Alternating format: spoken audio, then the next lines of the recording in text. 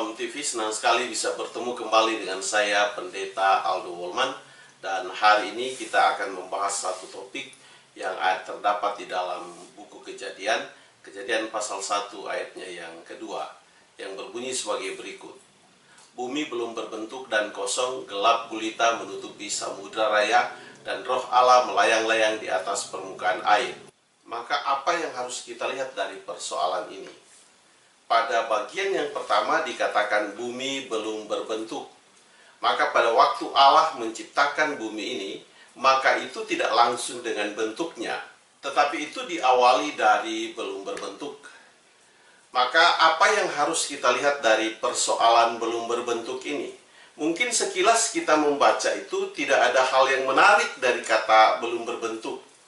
Tetapi sebenarnya kalau kita memperhatikan lebih lanjut dan kita mau melihat lebih dalam lagi, maka kita akan mendapat satu hal yang sangat penting, yang itu dimana hari ini boleh terjadi bagi saya dan saudara. Kita tidak bisa menampik bahwa hal yang dilakukan Tuhan itu masih ada di dunia ini dan terdapat di dunia ini. Mungkin kita akan bertanya, kenapa hal yang dilakukan oleh Tuhan itu terdapat di bumi ini dan masih lestari di bumi ini? Dan hal itu berlaku kepada kita sebagai manusia. Kenapa saudaraku, saya mau memandang hal ini, belum berbentuk ini, dari persoalan ilmiah. Kalau kita selama ini hanya melihat bahwa itu hanya tercatat dan tertulis di dalam Alkitab, tanpa memiliki arti dan pengaruh sama sekali bagi dunia ini, maka kita akan hanya melihat itu secara terbatas.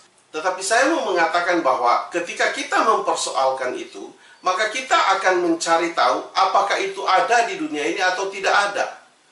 Maka persoalan yang paling mendasar, kenapa belum berbentuk itu ada di dunia ini? Maka hubungan yang paling erat di dalam hal ini adalah karena Tuhan menciptakan itu di bumi ini. Maka ketika Tuhan menciptakan itu di bumi ini, maka itu tidak akan hilang dari bumi ini, tetapi itu ada di bumi ini.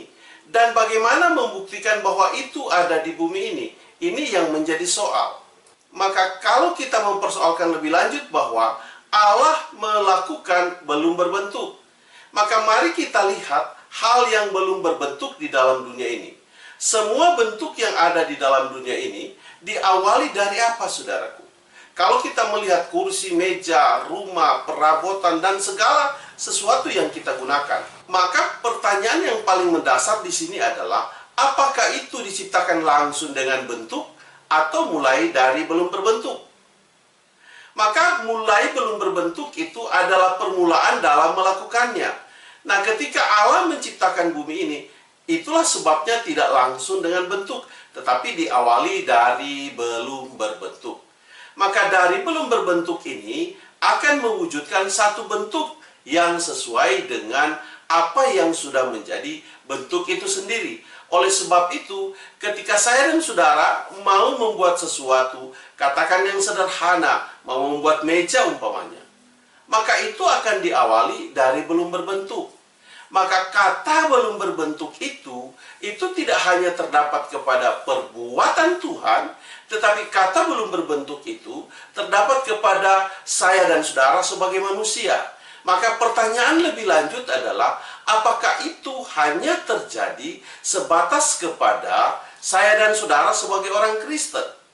Tetapi kalau kita melihat bukti yang ada, maka semua manusia di dalam dunia ini, ketika mau membuat bentuk, siapapun dia orangnya, yang namanya dia manusia, maka semua itu akan diawali dari belum berbentuk.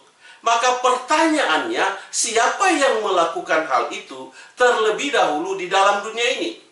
Maka yang melakukan dari belum berbentuk itu adalah Allah itu sendiri. Tidak ada yang lain. Jadi perbuatan Allah itu yang melakukan dari belum berbentuk. Dan ketika saya dan saudara melakukan perbuatan di bumi ini, maka kita sedang mengikuti atau mempraktekkan apa yang dilakukan Allah, apa yang dikerjakan Allah. Karena pekerjaan Allah itu dibuat di bumi ini, dan itu masih ada di bumi ini. Sehingga kita dapat melihat dengan mudah. Maka apa yang terjadi, saudaraku? Bahwa praktiknya Tuhan ketika dia mengerjakan dari belum berbentuk, praktek itulah yang terdapat kepada kita. Maka kalau berbicara sebagai satu persoalan ilmiah dan persoalan sains, maka itu tidak terbatas hanya kepada orang yang mengenal Tuhan, yang menyembah Tuhan, yang percaya Tuhan, yang tahu kepada Tuhan, yang beribadah kepadanya. Tetapi semua manusia terikat dalam perbuatan Tuhan. Dan itulah sebabnya menunjukkan bahwa saya dan saudara ini, kita sebagai manusia, siapapun orangnya di bawah kolong langit ini, kita semua melakukan apa yang diperbuat oleh Tuhan.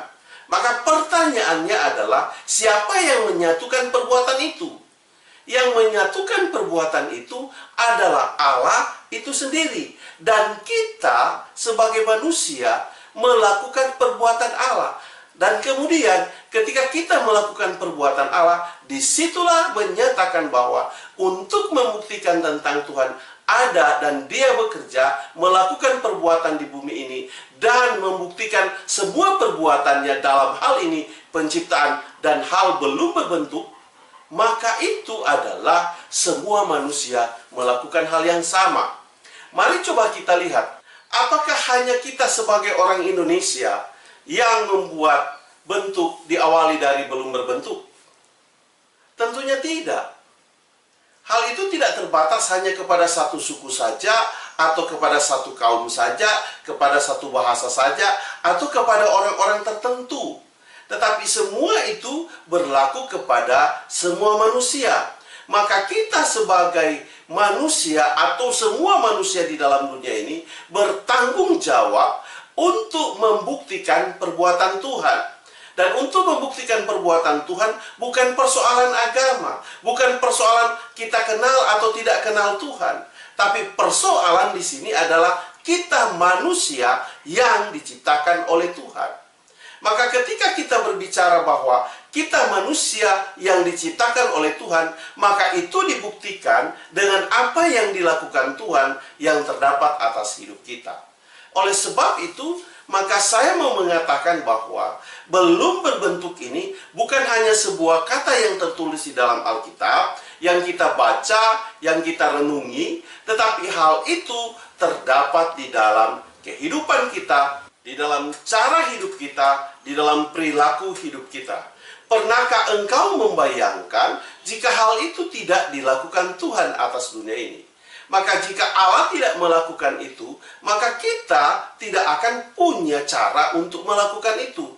Oleh sebab itu, Allah tahu apa yang terbaik bagi manusia, dan manusia yang Dia ciptakan itu, Dia tahu sampai di mana kemampuannya, dan karenanya Dia melakukan peradaban pertama kali di dalam dunia ini dengan cara belum berbentuk.